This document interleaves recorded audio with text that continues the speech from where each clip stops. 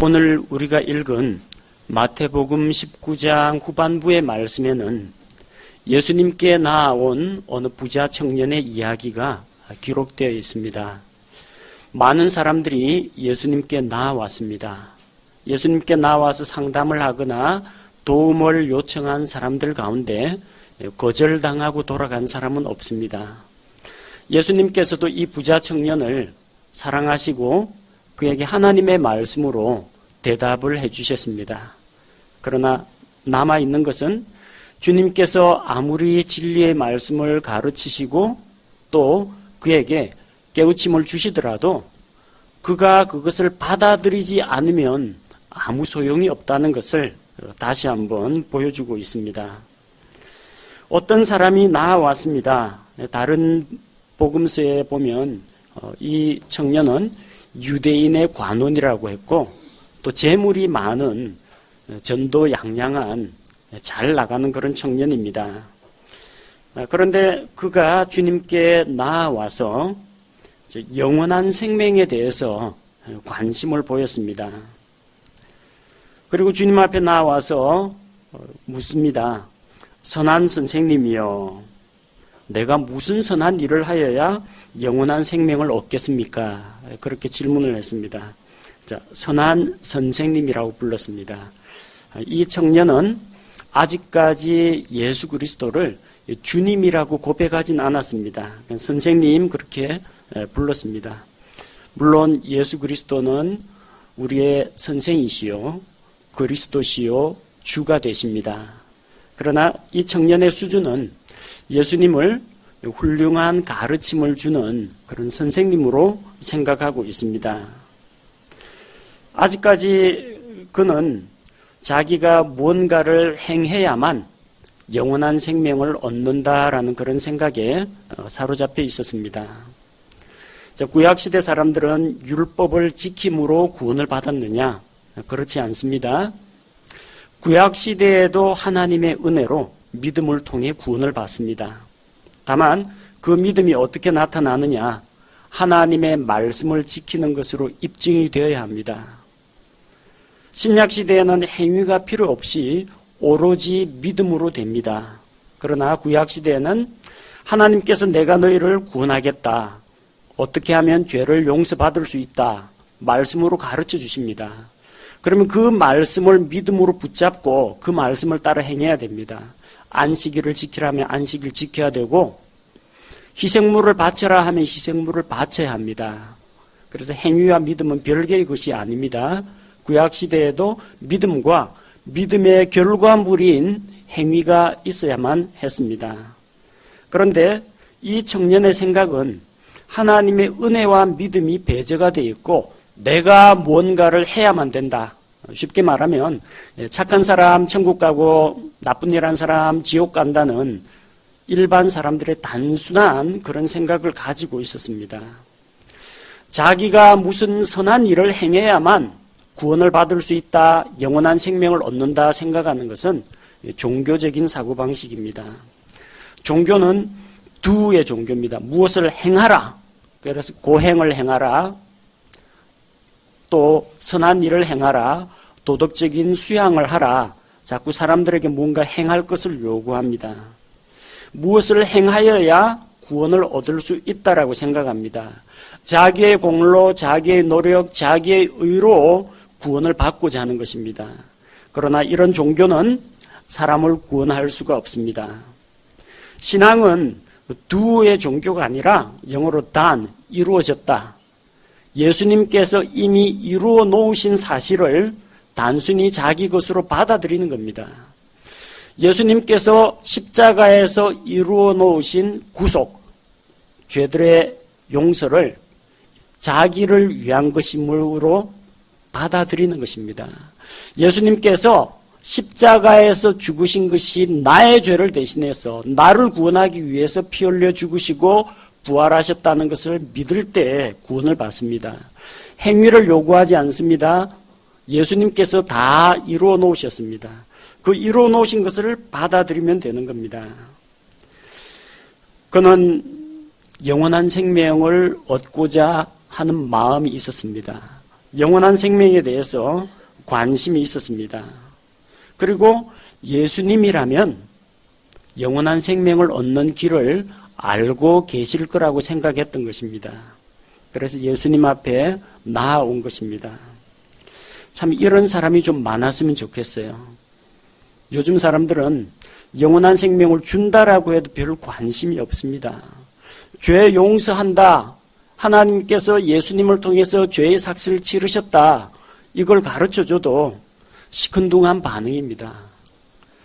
찬성하느냐 반대하느냐의 문제가 아니라 아예 그런 문제 자체에 대해서 관심이 없다는 게 가장 큰 문제라는 겁니다. 청년의 질문에 대해서 예수님께서 답변하십니다. 17절에 보니까 내가 어찌하여 나를 선하다 하느냐. 한 분 곧 하나님 외에는 선한 이가 없느니라. 이렇게 말씀하셨습니다. 청년은 예수님을 선한 선생님이라고 불렀습니다. 그러자 예수님께서 어찌하여 나를 선하다 하느냐. 한 분 하나님 외에는 선한 이가 없다라고 했습니다. 개혁에는 이 구절이 예수께서 가라사대 어찌하여 선한 이를 내게 묻느냐. 선한 이는 오직 한 분이시니라. 내가 생명에 들어가려면 계명들을 지키라. 이렇게 기록되어 있습니다. 어찌하여 나를 선하다 하느냐가 아니라 어찌하여 선한 일에 대해서 나에게 묻느냐. 그렇게 되어 있습니다. 앞뒤가 안 맞죠? 어찌하여 선한 일을 내게 묻느냐 하고 그 다음에는 선한 일은 이것이다 라고 해야 정상인데 선한 이는 오직 한 분이시니라 이렇게 되어 있습니다. 앞쪽은 선한 일이라고 했고 뒤쪽에는 선한 이라고 했으니까 서로 맞지 않는 겁니다. 또 어떤 점이 문제가 되느냐. 선한 이는 오직 한 분이시니라. 맞습니다. 선한 이는 한 분이시죠. 근데 그 한 분이 누구예요? 계획에는 안 나옵니다. 선한 이는 그냥 한 분입니다. 누군지 모르지만 어쨌든 한 분입니다. 그러나 보존된 성경에는 뭐라고 되어 있습니까? 선한 이는 하나님이 선하시다라고 되어 있습니다. 교묘하게 하나님이란 단어를 삭제해 놓았습니다. 자, 선하신 이는 하나님이십니다. 근데 하나님을 삭제하고 막연하게 한 분이라고 하면은 이것은 불완전한 하나님의 말씀이 되는 겁니다. 예수님께서 어찌하여 나를 선하다 하느냐 이 말씀하신 것은 나는 선한 자가 아닌데 왜 나를 선하다고 부르느냐 그런 뜻은 아닙니다. 어찌하여 나를 선하다 하느냐. 너는 나를 하나님의 아들로 인정하느냐. 선생님이라고 부르지 않았느냐. 그런데 어찌하여 선하다라고 이야기하느냐.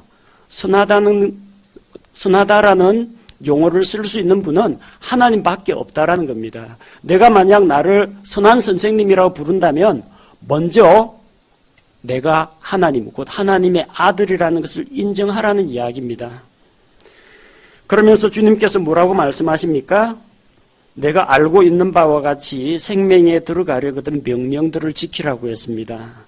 자, 이 말씀은 신약 교회 성도들에게 하신 말씀이 아닙니다. 아직 신약 시대 아닙니다. 예수님 십자가에서 세상 속 언약의 피를 흘리시기까지는 아직 신약 시대가 열리지 않았습니다. 이 시대는 여전히 구약 시대였습니다. 그래서 어떻게 해야 생명을 얻습니까? 먼저 하나님께서 은혜의 길을 베풀어 주셔야 됩니다. 그리고 하나님의 그 말씀을 믿음으로 받아들여야 됩니다. 그래서 하나님께서 그 믿음을 보이라고 했습니다. 어떻게 해요? 율법의 말씀들을 지킴으로써 자기의 믿음을 보이는 것입니다. 믿음 따로 행위 따로 이건 인정받지 못합니다. 율법에서 난 의는 하나님의 은혜로운 말씀에 대한 믿음과 함께 행위를 요구합니다. 로마서 10장 5절은 모세가 율법에서 난 의를 묘사하되 그것들을 행하는 사람은 그것들로 말미암아 살리라 하였습니다. 자, 그럼 율법을 다 지키면은 구원을 받습니까? 율법을 지키려고 하다 보면 결국은 자기는 율법을 지킬 수 없다라는 사실을 깨닫습니다. 하나님의 완벽하고 거룩하신 수준에는 결코 도달할 수 없다는 걸 깨닫게 합니다. 율법은 죄가 무엇인지 가르쳐 줍니다. 그리고 사람에게 죄가 무엇인지 깨닫게 합니다. 죄 지은 사람을 정죄합니다. 하지만 죄를 없애주지는 못합니다.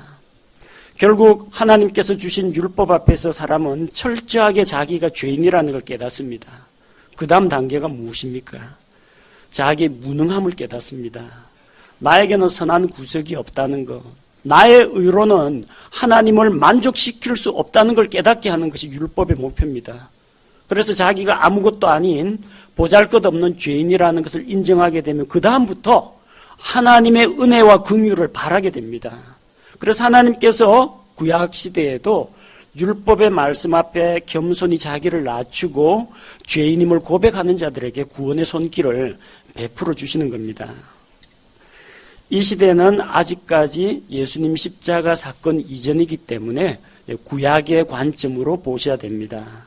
그래서 생명에 들어가려거든 하나님께서 너희에게 율법의 말씀을 주지 않았느냐? 그 말씀을 하나님의 말씀으로 믿고 그 말씀을 따라 행하라고 했습니다. 구체적으로 무엇을 행해야 합니까?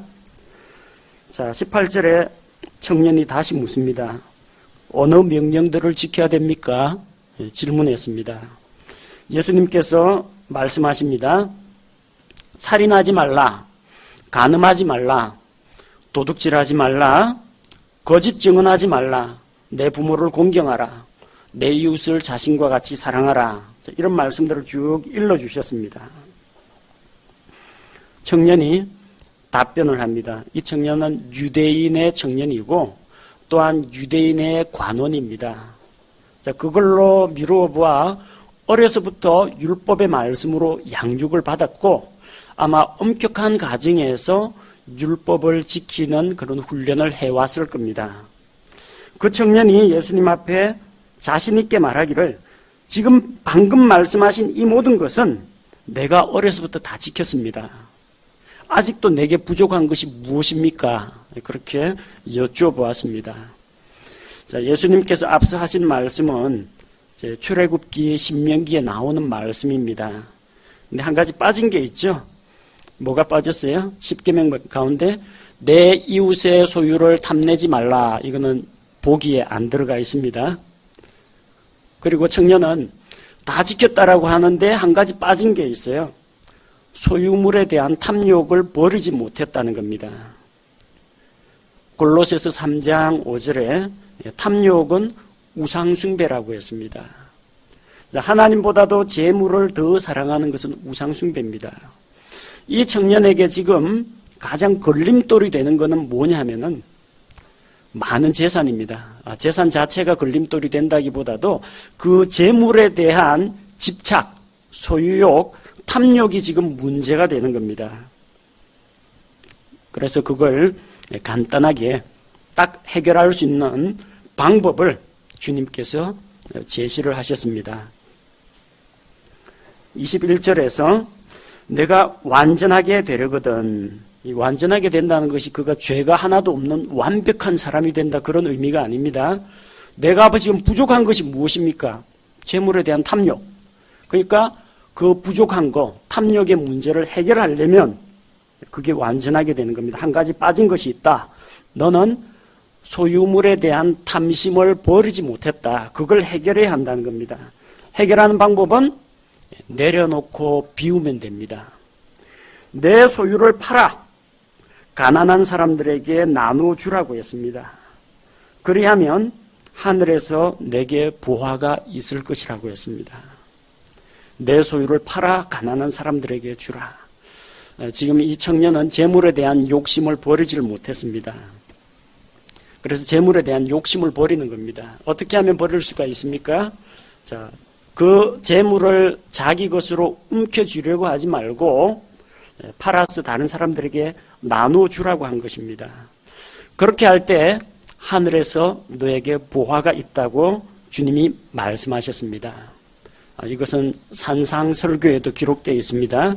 마태복음 6장 20절에 구제하는 것, 나눠주는 것은 보물을 하늘에 쌓아두는 것이라고 했습니다.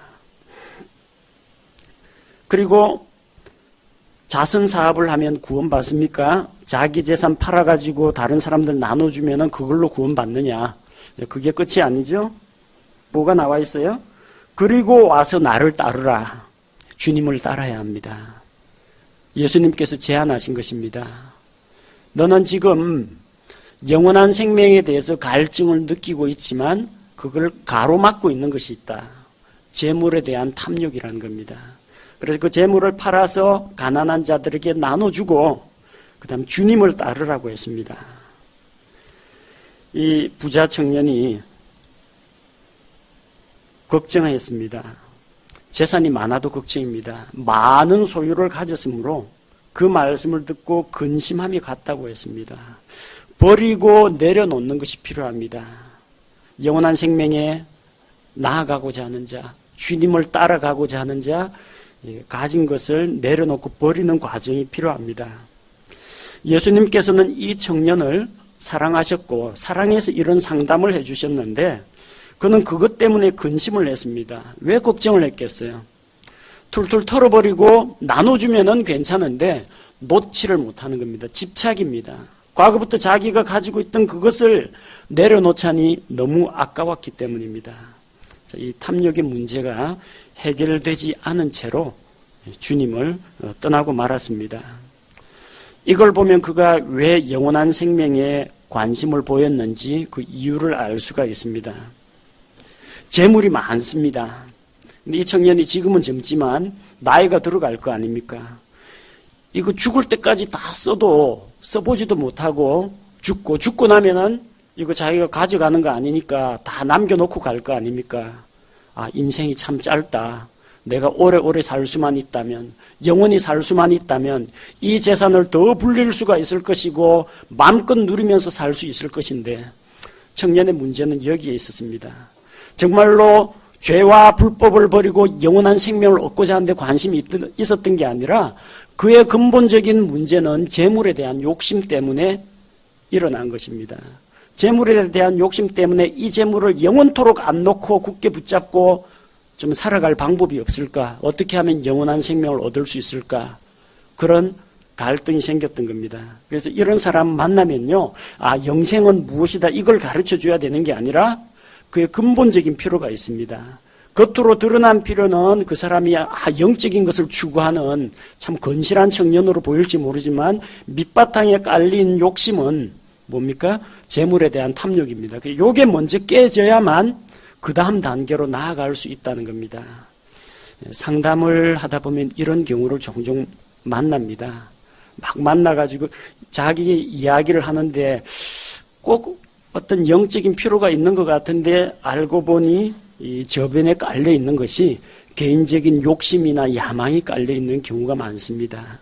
우리 주님께서는 이 청년이 가지고 있는 근본적인 필요, 진정한 필요가 무엇인지 바르게 파악하셨습니다. 재물에 대한 욕심이 먼저 해결이 되어야 한다는 겁니다. 그리고 이어서 제자들에게 재물과 왕국에 대해서 말씀을 들려주십니다. 자, 23절 말씀해 보니까 예수님께서 제자들에게 말씀하시기를 부자는 하늘의 왕국에 들어가기가 어렵다라고 했습니다. 누가 부자인가? 재산이 많으면 하늘의 왕국에 들어가기 어려우냐? 그 이야기가 아니라 재물을 의지하는 자, 재물을 의지함으로 그 마음이 부요해진 자를 말합니다. 그래서 재산이 많다, 적다가 문제가 아닙니다. 재산이 적다라고 할지라도 그 재물에 매달리고 집착하고 하나님보다 재물을 의지하는 자는 하나님 앞에 하나님이 필요 없고 재물이 자기의 우상입니다. 이 사람은 마음이 부한 자입니다. 아브라함도 많은 재산이 있었고 욥도 재산이 많았습니다. 하지만 그 재물의 문제는 모두 하나님께 맡겼습니다. 주신 분도 하나님이시요 취하여 가신 분도 하나님이시니 하나님의 이름이 찬송을 받을지니이다 하고 욥이 재산에 집착하지 않았습니다. 재산이 많다는 게 문제가 아니라 재물에 대한 집착과 탐욕이 하나님께 나아가는 것을 방해한다는 것입니다. 그리고 24절에서는 부자가 하나님의 왕국에 들어가는 것은 낙타가 바늘귀로 지나가는 것보다 더 힘들다고 했습니다. 23절에서는 하늘의 왕국이고 24절은 하나님의 왕국이라고 되어 있죠.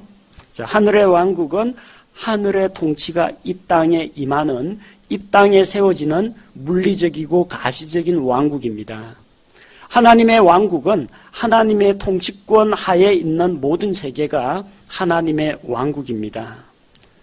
그래서 서로 구별됩니다. 그러나 완전히 상반되는 것은 아닙니다. 집합관계로 나타내자면 하나님의 왕국이 전체 집합이고요. 하늘의 왕국은 그 안에 있는 부분 집합이라고 보시면 됩니다. 그래서 이 하늘의 왕국과 하나님의 왕국은 나중에 겹칩니다. 언제 겹치느냐? 천년왕국 때 겹칩니다. 예수님께서 지상 재림하셔서 이 땅에 하늘의 통치가 이 땅에 임하는 세계, 그때는 물이 바다를 덮음같이 주의 이름을, 주의 영광을 인정하는 것이 온 세상에 가득하게 됩니다. 그러니까 하나님의 통치권이 임한 세계죠. 당연히 하나님의 왕국입니다. 또한 하나님의 통치가 이 땅 위에 임하는 세계이기 때문에 하늘의 왕국도 됩니다. 서로 상반되는 것이 아니라 하늘의 왕국도 하나님의 왕국의 한 부분으로 보시면 됩니다. 자, 그런데 그 부자가 하나님의 왕국에 들어가기가 대단히 어렵다고 했습니다. 마치 무엇과 같으냐? 낙타가 바늘귀를 지나는 것이 차라리 부자가 하나님의 왕국 들어가는 것보다는 더 쉽다고 했습니다. 자, 많은 현대 역본 그리고 현대 주석가들은 이 낙타가 바늘귀 하니까 낙타하고 이 바느질할 때 쓰는 바늘을 대놓고 이게 뭔가 말이 안 된다라고 생각하고 이 구절을 어떤 식으로 해석하냐면요. 낙타라는 단어하고 밧줄이라는 단어가 철자 발음이 좀 비슷합니다. 그래서 이게 원래는 밧줄인데 필사하는 과정에서 오타가 나가지고 낙타로 바뀌었다. 밧줄이 맞다. 실은 바늘귀에 꿰면 들어가는데 밧줄은 안 들어간다. 낙타가 아니라 자꾸 이걸 밧줄로 해석하는 주석가들이 있습니다. 그 잘못된 이야기입니다. 성경이 잘못된 것이 아니고요. 그들의 해석이 잘못됐습니다. 낙타가 바늘귀를 지난다고 했을 때 그 바늘귀가 바느질할 때 쓰는 조그만한 요 쇠붙이에 그 구멍 뚫린 그 바늘귀가 아닙니다. 유대인들한테 바늘귀 하면 무슨 말인지 다 압니다. 그 예루살렘 성에는요, 들어가는 문이 여러 개가 있습니다. 아름다운 문, 미문, 물고기 문, 양문 이런 식으로 문들마다 다 이름이 있어요. 근데 밤이 되면 파수꾼들이 이 성문을 다 걸어 잠깁니다. 근데 밤에도 멀리서 여행을 마치고 돌아온 사람들이 들어갈 수 있도록 성벽 옆에 개구멍을 만들어 놨습니다. 그 개구멍을 가리켜서 바늘귀 문이라고 부릅니다. 그게 바늘귀예요. 근데 조그만한 강아지나 고양이는 지나갈 수가 있습니다. 낙타는 못 들어가요. 왜 못 들어가냐? 덩치가 크기 때문에 못 들어갑니다. 고개는 들어가는데 혹에 걸려가지고 못 들어간다는 이야기입니다. 그래서 낙타 등에 이 낙타 누가 몰고 다닙니까? 대상들이 몰고 다니지 않습니까? 무역하는 사람들. 낙타 등에 아무리 귀한 짐들이 잔뜩 있어도 못 들어간다는 겁니다. 짐들 다 내려놔도 못 들어갑니다. 부자가 하나님을 의지하는 대신에 자기의 행위, 공로, 선행, 그리고 자기가 가지고 있는 재물 이걸 의지하고는 결코 그 문에 들어갈 수 없다라고 했습니다. 제자들이 질문을 합니다. 정말 그렇게 들어가는 게 힘들다면은 누가 구원을 받을 수 있느냐는 겁니다. 그 문이 바늘귀처럼 좁다면은 누가 들어갈 수 있겠느냐는 겁니다. 자, 들어가기가 힘든 게 아니고요. 문이 좁습니다. 마태복음 7장 13절과 14절에 좁은 문, 좁은 길에 대한 이야기가 있습니다. 자, 좁은 문, 좁은 길이지만 좁은 길을 우리가 걸어가는 게 불가능합니까? 네, 걸어갈 수는 있습니다. 좁은 문이라고 해서 문이 너무 좁아가지고 살찐 사람은 못 지나가는 그런 문입니까? 그렇지 않습니다. 문이 좁기 때문에 들어가기가 힘든 게 아니라 마태복음 7장 13절 14절에 뭐라고 했습니까? 사람들이 찾지 않는다고 했습니다. 왜? 넓은 길하고 큰 문을 찾기 때문에 찾지 않기 때문입니다. 찾으면 들어갈 수 있습니다. 들어가는 게 힘든 게 아닙니다. 좁은 길이고 그러다 보니까 사람들이 찾지 않는다는 데 문제가 있다는 겁니다. 구원받기가 대단히 힘들다 그런 이야기가 아니고요. 구원의 길은 있습니다. 그러나 사람들은 편한 길, 넓은 길을 택합니다. 자기를 드러낼 수 있고 사람들에게 주목을 받는 그런 길을 택하지 좁은 길을 찾지 않는다는 게 문제가 있습니다. 사람들에게는 불가능해 보입니다.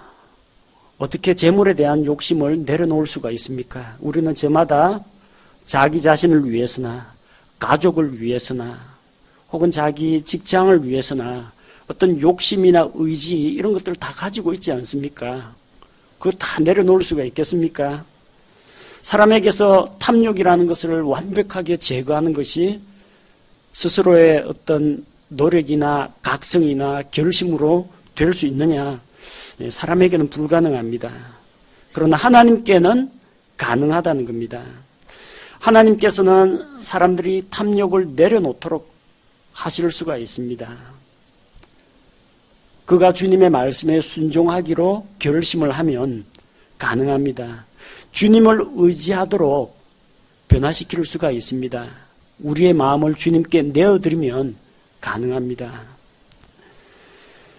자, 이 내려놓고 버리고 나눠주는 그런 말씀을 듣자 또 나서기 좋아하는 베드로가 예수님께 질문을 합니다. 그때 베드로가 예수님께 응답하여 이렇게 묻습니다. 주님 보십시오. 우리가 모든 것을 버리고 주를 따랐사오니 그런즉 우리가 무엇을 얻으리이까? 베드로는 무엇을 버렸습니까? 갈릴리 해변에서 이제 그물을 손질하고 있다가 주님께서 나를 따라오너라. 내가 너희로 사람을 낚는 어부가 되게 하리라. 그 말씀을 따라 예수님을 따라왔습니다. 어부 생활을 떠났습니다. 배를 버렸습니다. 그물을 버렸습니다. 또한 가족도 버리고 주님을 따랐습니다. 우리가 주님을 따르는 제자가 되었는데 제자로 사는 삶에 대한 보상이 무엇인지를 여쭤봅니다. 주님 앞에서 보상을 기대한다는 것은 부끄러운 일이 아닙니다. 히브리서 11장 6절에 나오는 말씀과 같이 하나님께 나아가고자 하는 자는 하나님이 계시다는 것을 믿어야 합니다. 또 그 하나님께서 자기를 찾는 자들에게 보상을 주시는 분이라는 것을 믿어야 됩니다. 둘 다 믿어야 됩니다. 하나만 믿으면 안 돼요. 하나님이 있다라는 그것만 믿으면 안 됩니다. 하나님께서는 그분께 나아오는 자, 그분을 기쁘시게 하는 자, 그 사람이 행한 바에 대해서 반드시 보상으로 갚아주신다는 것을 믿어야 합니다. 베드로는 지금 약 3년 반째 주님을 따르고 있습니다. 그렇게 따랐는데 주님의 왕국이 임하는 그 영광스러운 그날에 우리는 어떠한 상급을 받게 됩니까? 질문을 했습니다. 28절에서 예수님께서 말씀하십니다. 진실로 내가 너희에게 이르노니 다시 나게 하는 때 곧 사람의 아들이 자기의 영광의 왕좌에 앉을 때에 나를 따른 너희도 12왕좌에 앉아 이스라엘의 12지파를 재판할 것이라고 했습니다. 이때가 언제냐? 다시 나게 하는 때, 리제너레이션이라고 되어 있습니다. 다시 나게 하는 때. 주께서 오셔서 이 땅을 새롭게 변화시키십니다. 생태계 질서를 바로 잡으십니다. 동물들이 서로 해치는 일이 없습니다. 살기 좋은 세상이 됩니다. 자연의 질서가 변화되고 사람들의 수명이 길어집니다. 주께서 만물을 새롭게 하십니다. 그 천년왕국 시대를 여는데 이때가 다시 나게 하는 때입니다. 이때가 사람의 아들이 영광의 왕좌에 앉아서 땅끝까지 다스리시는 바로 그때입니다. 철장 권세로 세상을 통치하시는 때입니다. 그리고 그때 예수님을 따랐던 사도들은 이스라엘의 12지파를 재판하게 됩니다. 이 재판한다는 것은 천년왕국에 들어온 사람들의 죄에 대해서 심판한다. 그래서 누구는 지옥 가고 누구는 왕국에 들어오고 그 이야기가 아니라요. 재판입니다. 구약성경에도 재판하는 일이 있었죠. 사사기에 재판하는 일이 있습니다. 재판관, 사사. 그들이 하는 일은 시민 행정관입니다. 백성들을 바른 길을 인도하고 지도하는 그런 역할을 하게 되는 겁니다. 사사들처럼 행정과 사법 지도자가 된다는 겁니다. 이 땅에 세워질 주님의 지상 왕국은, 천년 왕국은 물리적인 영토가 있습니다. 백성이 있습니다. 거기서 경제활동, 생산활동도 있고 사람들이 임신과 출산도 하고 지금 우리가 살고 있는 그런 삶의 모습을 가지고 있습니다. 따라서 그 안에는 주님을 도와서 10개의 도시를 다스릴 자, 하나의 왕국을 다스릴 자, 이런 치리자들, 통치자들이 반드시 필요하게 됩니다. 그때에 그들에게 보상을 주신다고 했습니다. 이스라엘의 12지파를 다스릴 권세를 주신다고 했고, 예수님의 이름으로 인해서 예수님 때문에 가족과 집과 토지를 버린 자는 그들은 100배로 보상을 해준다고 약속했고, 또한 영존하는 생명을 상속받을 것이라고 주님께서 약속을 주셨습니다. 자, 그러나 30절에 처음인 자들 중에 많은 자들이 마지막이 되고 마지막인 자들이 처음이 될 것이라고 했습니다. 이 내용에 대해서는 마태복음 20장에 다시 나옵니다. 마태복음 20장 16절에 이와 같이 마지막인 자가 처음이 되고 처음인 자가 마지막이 되리니, 이 말씀이 나옵니다. 그 자세한 것은 포도원의 품꾼들 비유에서 다시 언급하도록 하겠습니다. 오늘 우리가 부자 청년 이야기를 살펴보았습니다. 우리 가치관도 한번 점검해 볼 필요가 있습니다. 이 세상에서 저축을 하고 또 가족을 위해서 재물을 모으는 자체가 잘못된 것은 아닙니다. 이 세상 살아가다 보면 저축도 해야 되고요, 보험도 들어야 되고, 또 재물 같은 것들도 모아갖고 유용하게 사용하는 것이 필요합니다. 다만 이 세상과 세상에 속한 것들에 대해서 집착을 하지 말아야 합니다. 집착과 미련을 갖지 말아야 합니다. 자, 우리가 관심을 가져야 할 것은 보이지 않는 천국, 영원한 가치를 가진 것에 관심을 두고 우리 자신과 우리 시간과 관심과 노력을 투자하는 것이 필요하다는 겁니다. 그리고 상은 이 땅에서도 물론 받습니다만 주님 앞에서, 그리스도의 심판석 앞에서 주님의 칭찬과 상급을 받을 수 있도록 상급을 사모하는 마음으로 자신의 삶을 주께 드리고 헌신하는 제자의 삶을 살아가는 것이 필요합니다. 제가 기도하겠습니다.